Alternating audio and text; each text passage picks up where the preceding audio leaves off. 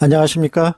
오늘 소개하는 영상은 1979년 8월 미국 미네소타주 마샬 카운티에서 순찰 중에 발생한 발 존슨 보안관이 겪은 놀라운 충격적인 실화 이야기를 전해드리겠습니다.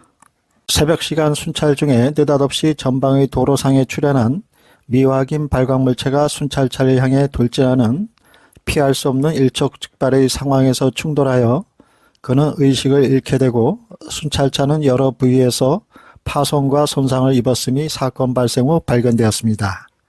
그럼 그가 겪은 사건의 내막으로 들어가 보겠습니다. 때는 1979년 8월 27일이었습니다.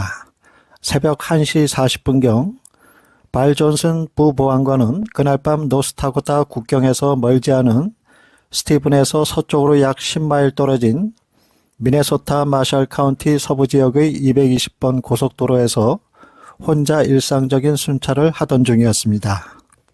그는 교통체증을 확인하기 위해 차량 옆 창문으로 보았을 때 지름이 약 8에서 12인치 정도의 불빛 덩어리가 지면에서 약 3, 4피트 떠있는 매우 밝게 빛을 내는 것을 발견하게 됩니다.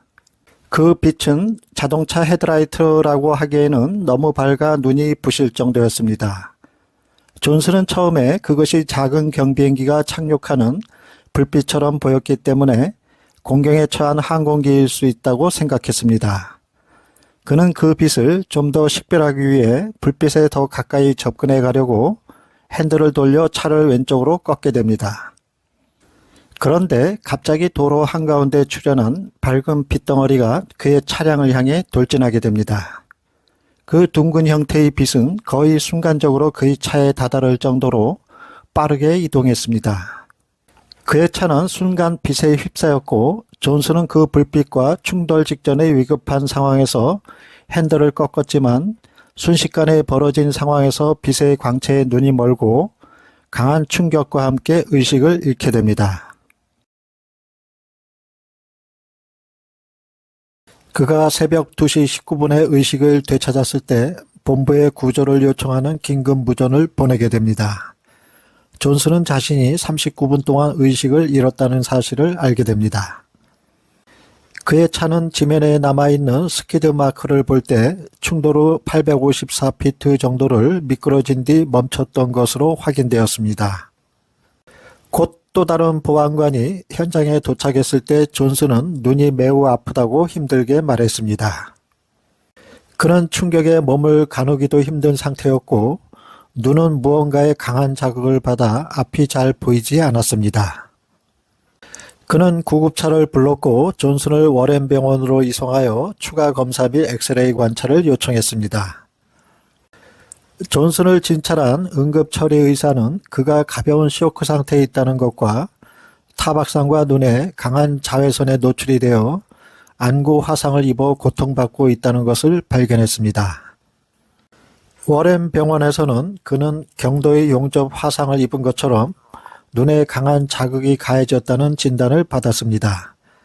의사는 눈에 구제붕대와 접착붕대를 감고 남은 하루 동안 눈을 감고 있으라고 말했습니다.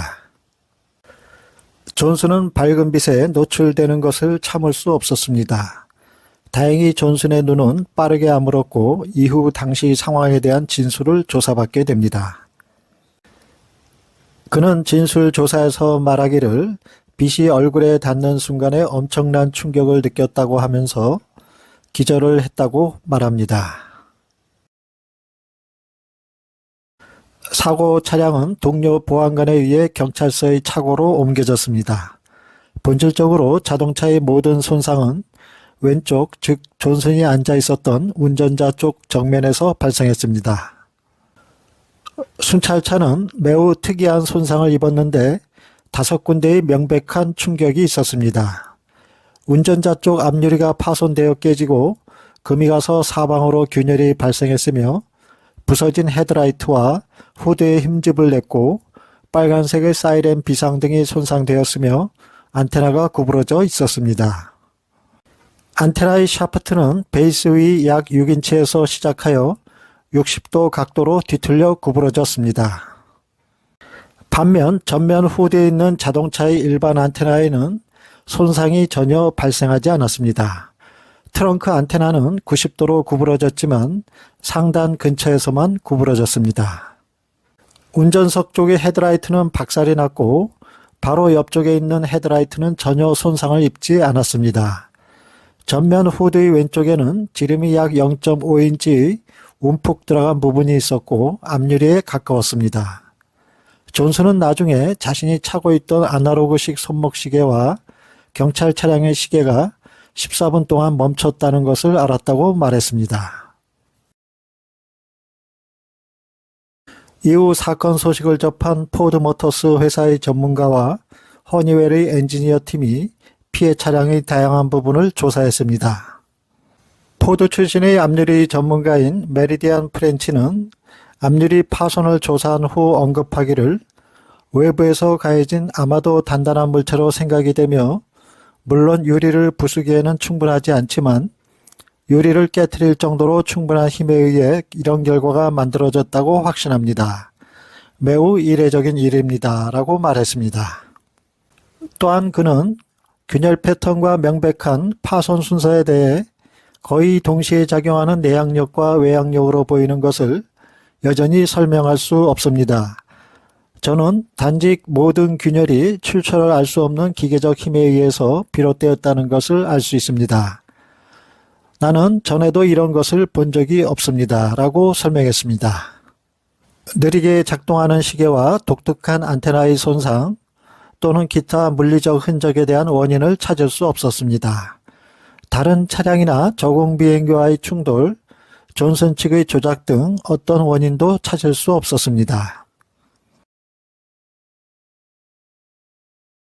이 사건을 접한 상관인 데니스 브레이키는 존슨의 진술이 일반적인 사고에 의한 것으로 설명이 불가하다는 것을 깨닫고 1973년 J. 알렌 하이네크 박사가 설립한 UFO 관련 조사단체인 쿠퍼스에 신고 접수를 하게 됩니다. 조사관은 사건이 발생한 당일 군과 민간 항공사에서 해당 시간대에 비정상적인 운행이 있었는지를 조사했지만 그런 상황은 없었음이 밝혀졌습니다. 앨런 핸드리와 제롬 클라크를 포함한 UFO 연구가들은 이 사건을 중요하게 받아들였지만 클라크는 존슨이 거짓말 탐지기 검사를 거부한 이유가 사람들의 병적인 호기심을 충족시키는 데만 도움이 될 것이라 믿었기 때문이라고 주장했습니다. 이 사건은 곧바로 언론에 보도되기 시작하여 화제가 되면서 미 전역에 큰 반향을 일으켰습니다. 그러자 그는 정상적인 생활이 힘들 정도로 연이어 사방에서 연락이 오는 바람에 기자들에게 갑작스러운 관심이 나와 가족에게 많은 감정적 긴장을 주고 있다고 말하면서 자제해달라는 부탁을 하기도 했습니다.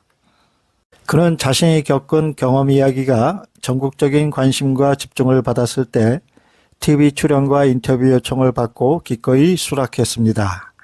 왜냐하면 자신에게 집중되는 관심을 누그러뜨리기 위해 사건에 대해 정리하여 전하겠다는 생각에 1979년 9월 11일 ABC 방송의 굿모닝 아메리카 프로그램에 게스트로 출연했습니다. 그는 TV 방송에서 자신에게 일어난 사건은 어떤 불빛이 나에게 접근하여 사고가 일어났으며 그것은 눈이 멀 정도로 매우 밝은 빛이었다고 전하면서 이후 기절한 상태에 있었다라고 말했습니다. 45년이 지난 현재 마샬 카운티 역사박물관에는 사건 당시 그가 몰았던 피해를 입은 순찰차가 그대로 전시되어 있습니다. 발 존슨은 경찰직을 은퇴하여 현재 어떤 외부의 인터뷰 제안을 거절한 채 조용히 서부 위스콘신주에 살고 있습니다.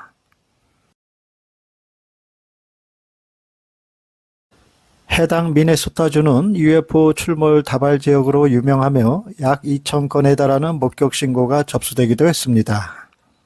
사고 발생 순찰차의 앞유리에 강한 타격을 가한 불빛은 분명 물리적인 충돌에 의한 사고임을 뒷받침하고 있습니다. 존슨은 분명 적어도 1분 이상 긴 시간 동안 불빛을 관찰했고 그 불빛이 일반적인 불빛이 아닌 강력한 빛을 내뿜는 구체로 자신의 차량 쪽으로 쏜살같이 이동하여 의식을 잃을 정도로 강한 충돌을 일으켰다는 점입니다. 만약 로드킬과 같이 차량 앞유리에 부딪힌 물체가 새나 동물과 같은 생물체였다면 혈흔이나 깃털, 생체 조직 등 충돌 흔적이 남아있게 마련입니다. 그러나 존슨을 향하여 일직선 방향으로 날아온 미식별 발광물체는 전혀 그런 흔적을 남기지 않았습니다. 미식별 발광물체는 헤드라이트와 앞유리에 타격을 가한 뒤 위쪽 방향으로 움직여 안테나를 건드린 후 소멸했다고 봐야 합니다. 분명 이런 여러가지 물리적 피해 증거들을 살펴볼 때 존슨의 머리가 충격을 받고 앞유리 창에 부딪혀 균열이 가해졌다고 볼 수 없습니다. 또한 부인할 수 없는 미스테리한 현상은 그의 손목시계와 순찰차의 시계가 동일하게 14분 동안 멈춰 있었다는 사실입니다. 당시 사고 차량을 조사한 조사관은 이 현상이 전자기적 방해로 인한 오류의 발생이 일어난 것으로 말했습니다. 그런가 하면 UFO 회의론자로 유명한 필립 크라스는 이 사건 전체가 속임수이며 존슨이 고의로 자신의 순찰차를 손상시켰다고 주장했습니다. 또한 몇몇 일부는 존슨이 유명세를 타기 위해 거짓 진술을 한 것이라고 주장하기도 했습니다.